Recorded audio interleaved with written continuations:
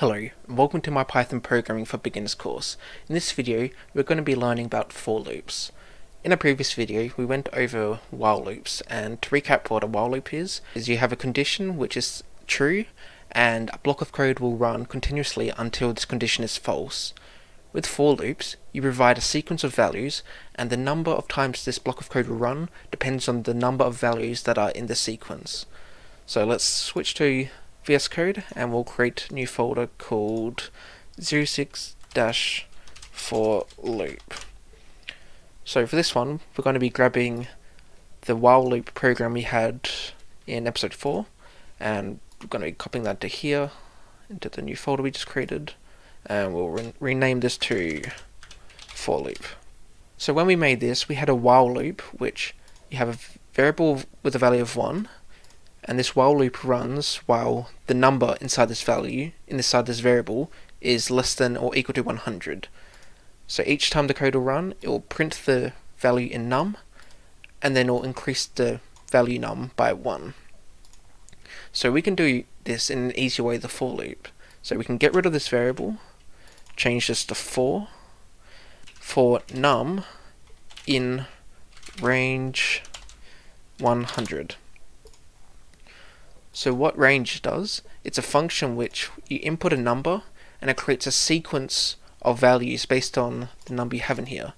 So range creates a sequence of 100 numbers going from 0 to 99. As we're originally doing 1 to 100, what we'll actually have to do is do 1, comma, and change this to 101.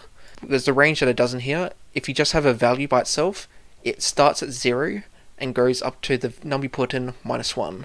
So doing it like this, we put the starting value as 1, and it will go through until 101 minus 1, which is 100.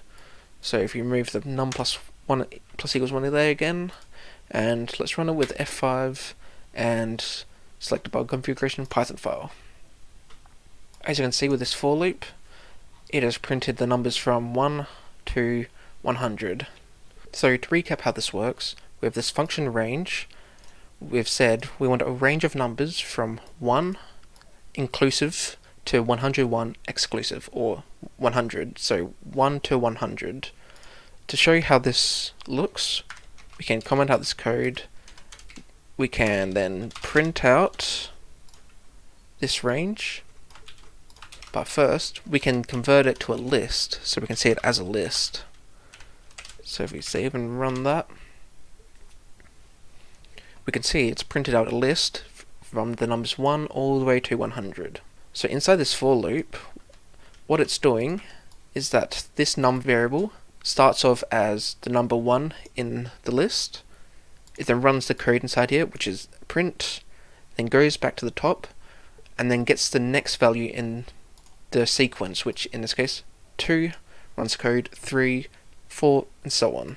So what we're going to do now is go to the program we made in the last video, the to-do list, and we are going to modify this so it uses a for loop in places where it's more appropriate.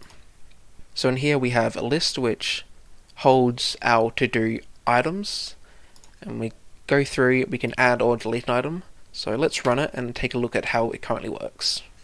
So your to-do list, currently displaying an empty list. We can do add. What do you want to add to your list? Finish this video, and we can see it's now in our to-do list. But if we want to delete an item, what item do you want to delete? You have to put the index for the item that you're wanting to delete. So the way that the list is currently displayed, it's not very useful, but with a for loop, we can go through all the items in this to-do list and better display them in a more useful way.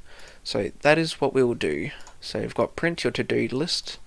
We're going to change this to for to do item in my to-do list, and then we are going to do print to do item.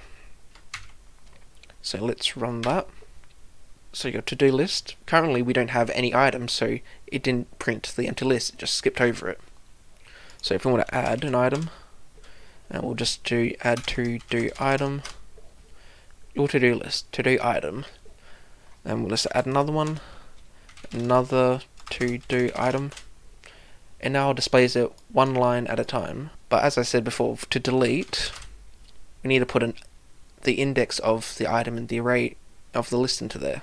So we need to do some more modifications so we can actually print out the index item.